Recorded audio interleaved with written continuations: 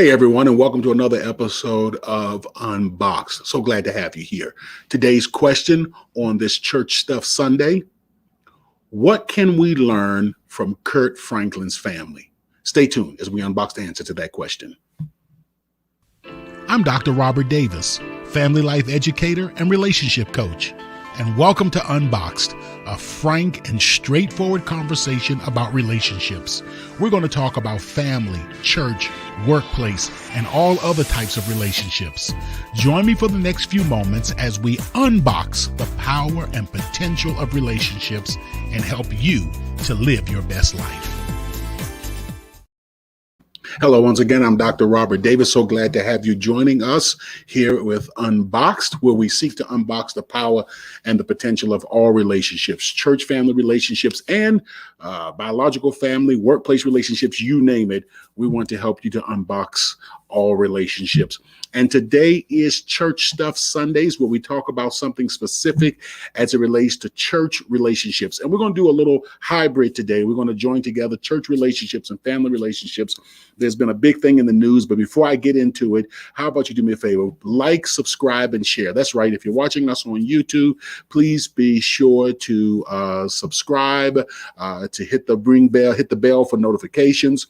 And then you can also support what we're doing here at Unboxed. As if you look down into the description, there are different links on ways that you can support us. Check out what we're doing. You can also submit your questions to Unboxed, and we want to answer your personal questions. You can send it to our email address, which is on the screen, or you can direct message us, or you can go to our website. Whichever way, we want to hear from you. All right, let's get into the heart of this thing today. So recently, internationally acclaimed gospel artist legend Kirk Franklin's son, and I'm terrible with pronouncing people's names, but Kirk Franklin's son, Kerrion Franklin, recorded a selected portion of a conversation where Kirk Franklin called him a bitch and threatened to put his foot in his son's skinny MF&A. The son, Kerrion, is heard telling the father, "Shut the F up," and Kirk Franklin saying he would break his neck.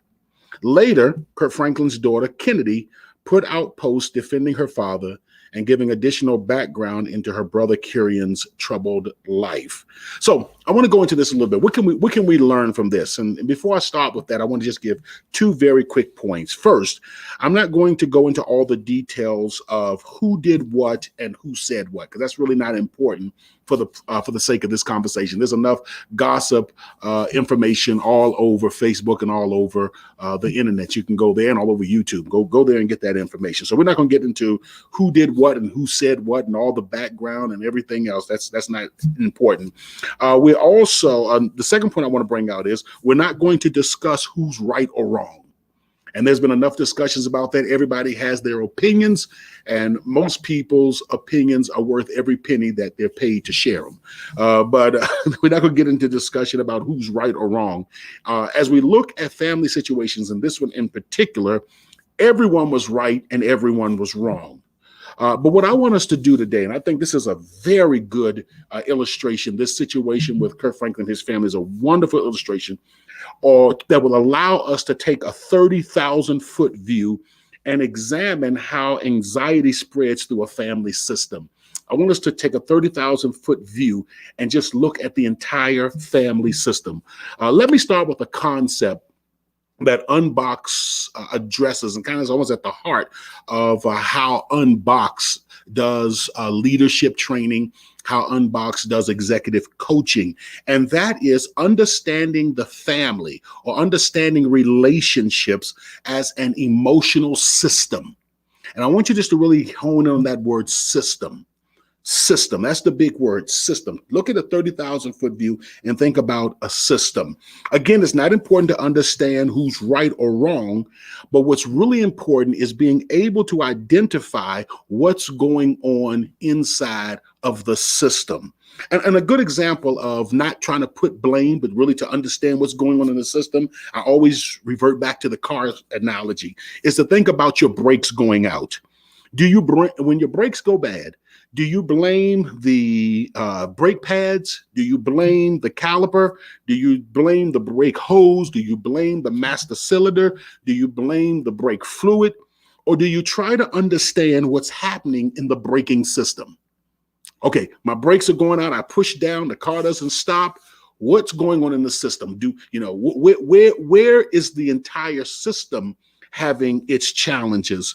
Because when one part, and we know this, that when one part of the braking system is not functioning correctly, it impacts every other part of the system.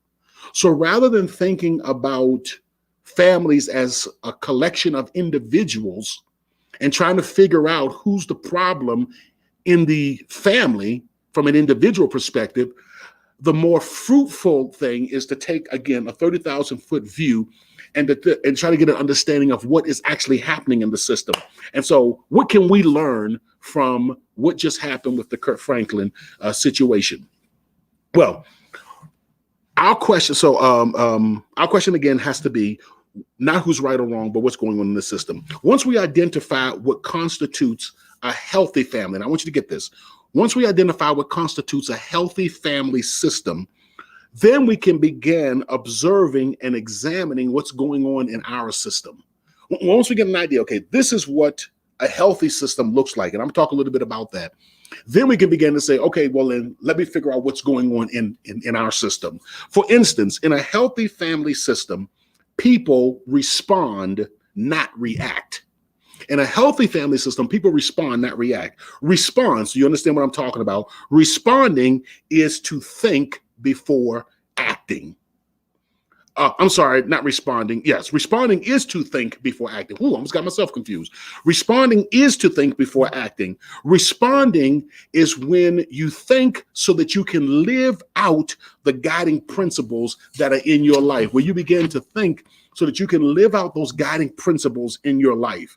On the other hand, reacting or emotional reactivity is to act without thinking, to allow the words, the actions, or perceptions of another person to control our feelings and actions, so that I am now reacting to what's going on.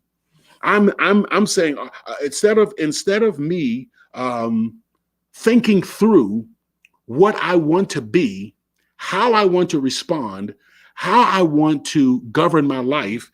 Instead, what ends up happening is when that's responding. When I think through, reacting is in the moment, I just revert back to whatever is the most natural and instinctual for the way that I'm going to handle that situation.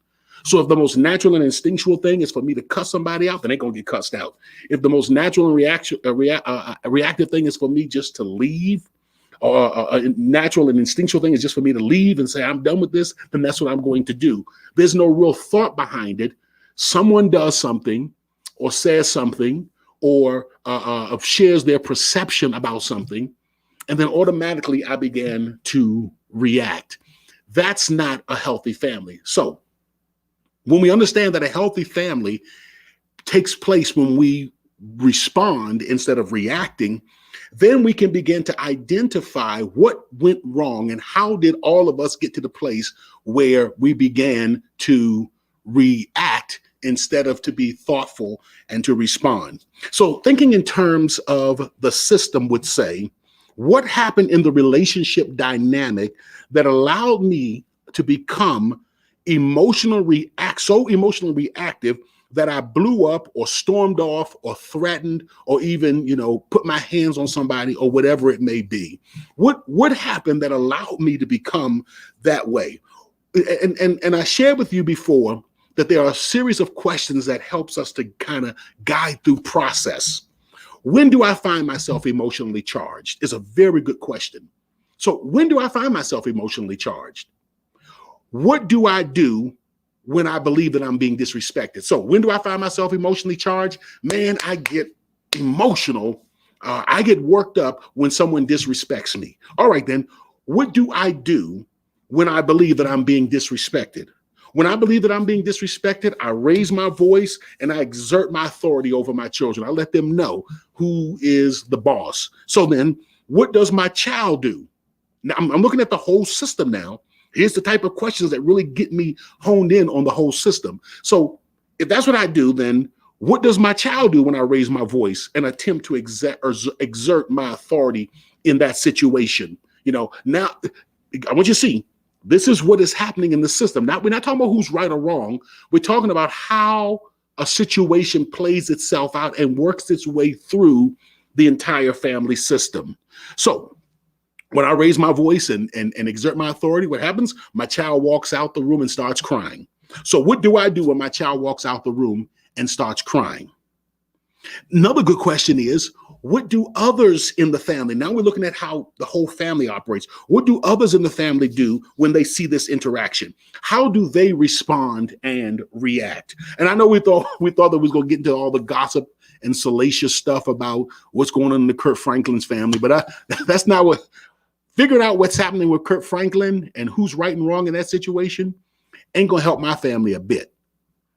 But observing and understanding how in family systems operate as a whole will surely help me to improve how my family functions. No more than looking at somebody else's broke down car that was never taken to the shop to be repaired, that was never cared for, that never had the tires rotated, brakes changed, all the other things, new spark plugs, tune-ups, etc. Looking at that car and saying, oh man, that car is horrible, the brakes are bad, this, that, and the other is bad. No, the better thing to do is to say, you know what? If that's what happens when you don't do these things, and this is what I want to be intentional about doing to keep all the various systems within my car functioning correctly. So if you're interested in what is going on in Kirk Franklin's family, here's some exercises that I want you to do, okay? Because a lot of folk are very interested in what's going on in Kirk Franklin's family. Here's some exercises that I want you to do. You ready for it? Think about how you would have responded instead of reacting in that situation. Put yourself in the position of Kirk Franklin, put yourself in the position of his son, and do it twice. How would you have responded, thoughtfully responded, rather than reacting in this situation? Again, put yourself on both sides. Here's another good one. If you say, well, I'm enamored with this whole Kirk Franklin thing, and I love his music, and I just want to know what's going on in his family. Okay, that's your business. I ain't here to tell you what you should be excited and interested in. But here's something else for you to think about. Think about how you would have managed your emotions in that situation. As emotions started to escalate, how would you have managed your emotions in that situation?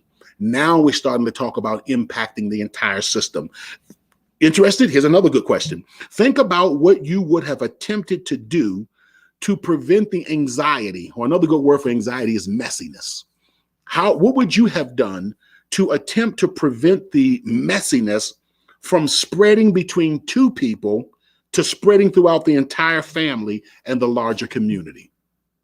What would you have done to manage the spread of the anxiety so that what started off between two people doesn't end up between the entire family, every member of the family, and does not end up spilling over into the larger community?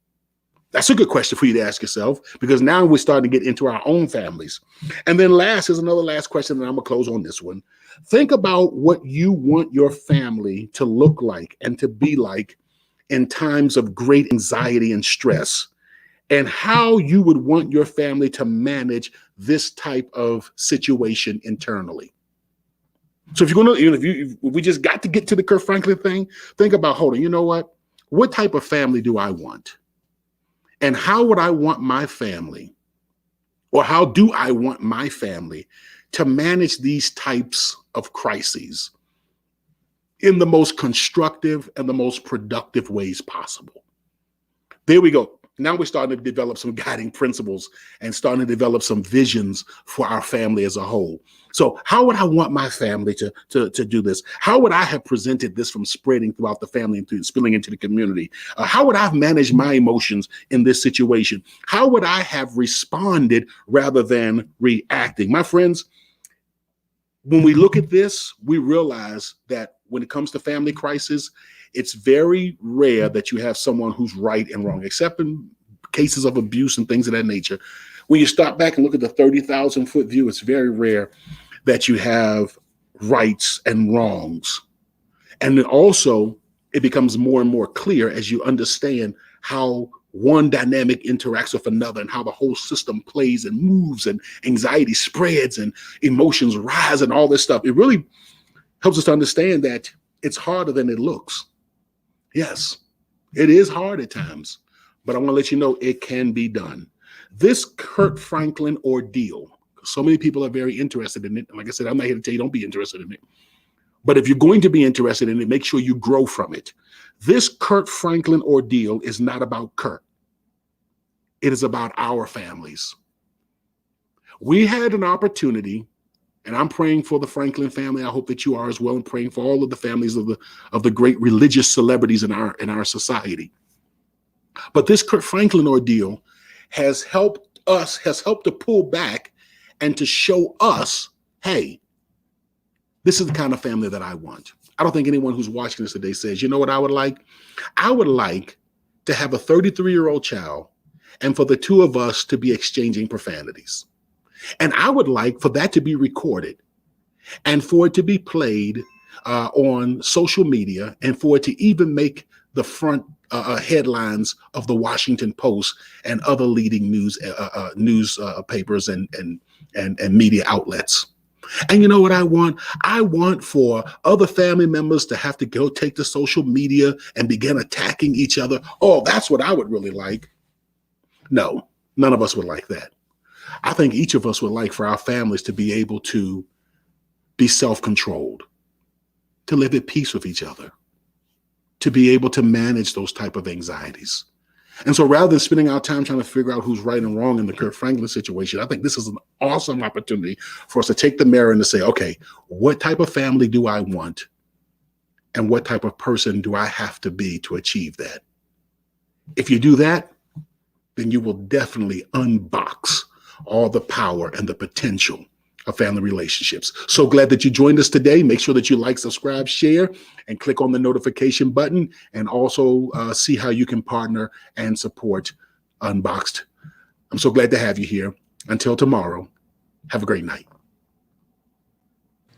Seasoned with Grace, Unboxed also provides healthy relationship training and leadership development for businesses, churches, and community organizations. For a free consultation to discuss your team's needs, please contact us at our website at swg-unboxed.org. That's swg-unboxed.org.